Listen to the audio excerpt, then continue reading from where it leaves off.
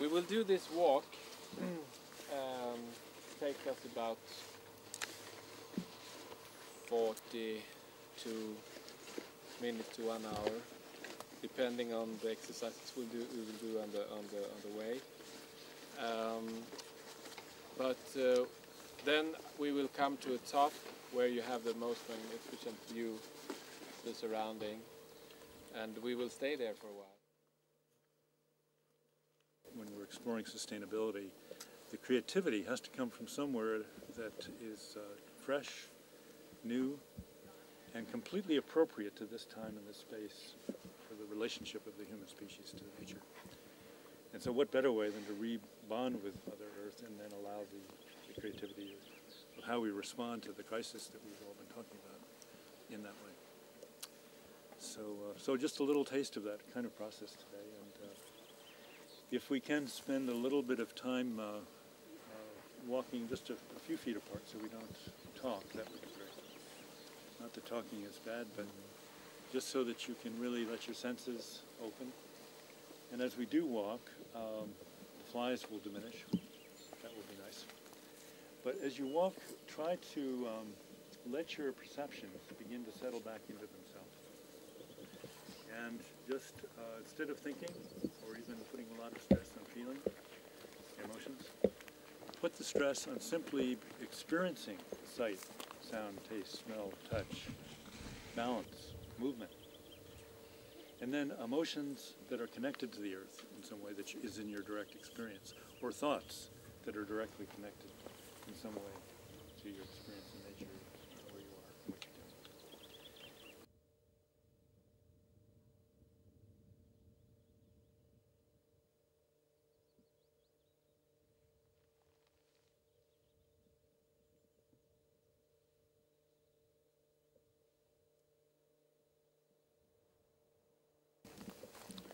The challenge is that, first of all, we think about our source, so we're immediately separate from it.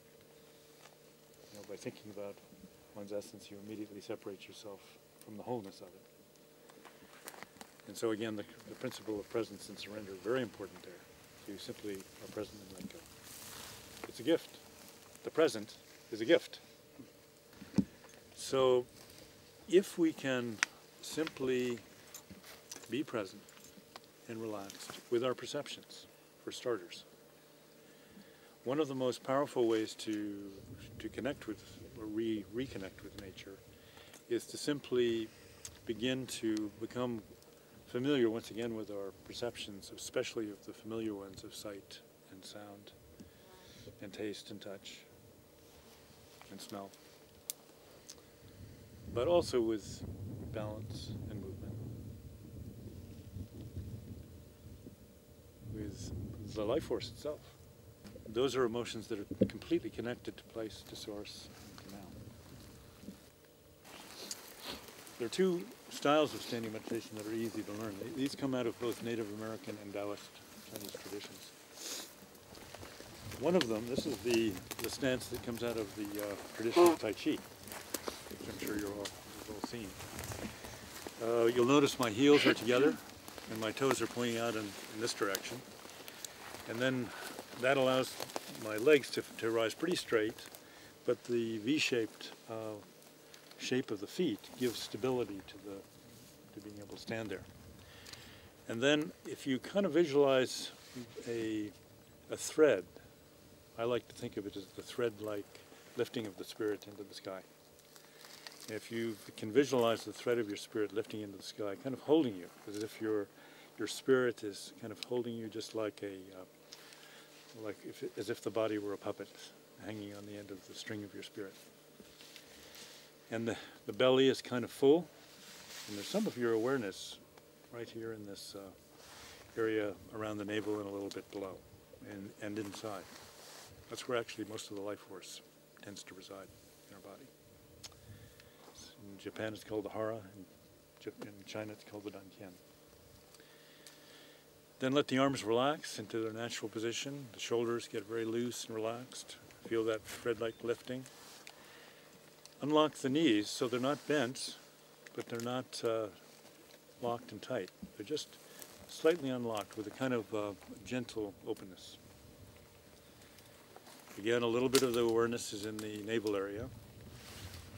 Feel the lifting of the spirit, which allows the spine to elongate. And now feel through the soles of your feet, especially in the front third of your foot, in the center of the front third of your foot. There's a place there called the bubbling well, or the bubbling spring point in acupuncture. That's the point. That's the magical point that we in the modern world need the most. It's the point at which we make the deep earth connection. It's no accident it's called the bubbling well or the bubbling spring. It's the place where the energy of Mother Earth actually enters us. And if we're fortunate enough to be in a moccasin like the Native Americans use, or a natural rubber-soled shoe, your energy, your life force can actually go through the rubber and down into the earth. So feel down from that point in the center of the front third of your foot and imagine very delicate little roots, or maybe just one little tender root going down into the earth from that point, like you're a tree. I mean, look at this amazing being here. This is our teacher right now. So just like this tree here, feel the root or the roots going down into the earth for just a moment. Maybe close your eyes. And feel those very delicate shoots going down into the Great Mother, into Gaia. In the beginning, it's only a few inches or maybe a few feet after some practice. After a while, it goes deeper and deeper until actually you feel like you're connecting to the very core of Mother Earth.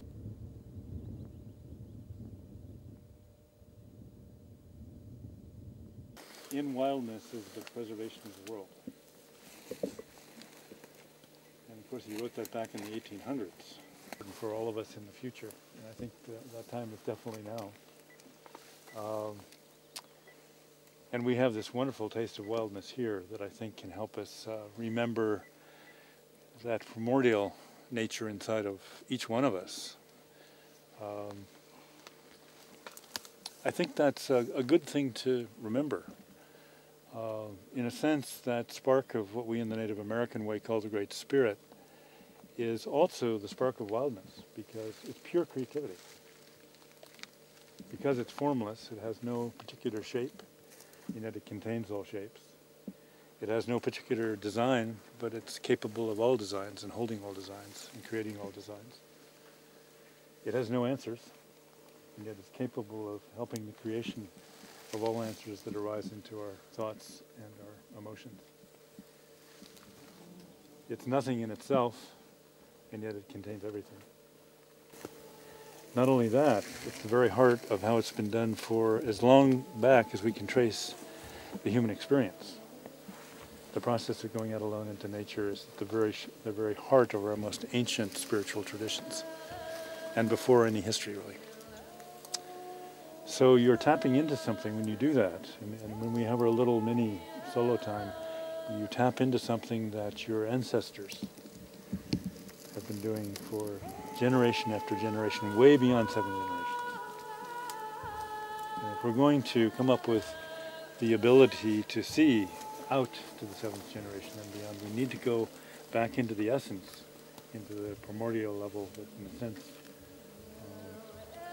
gave birth to all the generations. So it's a profound thing, this process of going deep into nature, and I'm really, I feel very honored that this Tällberg conference has had the wisdom to include some of that as part of its process, because that's very rare.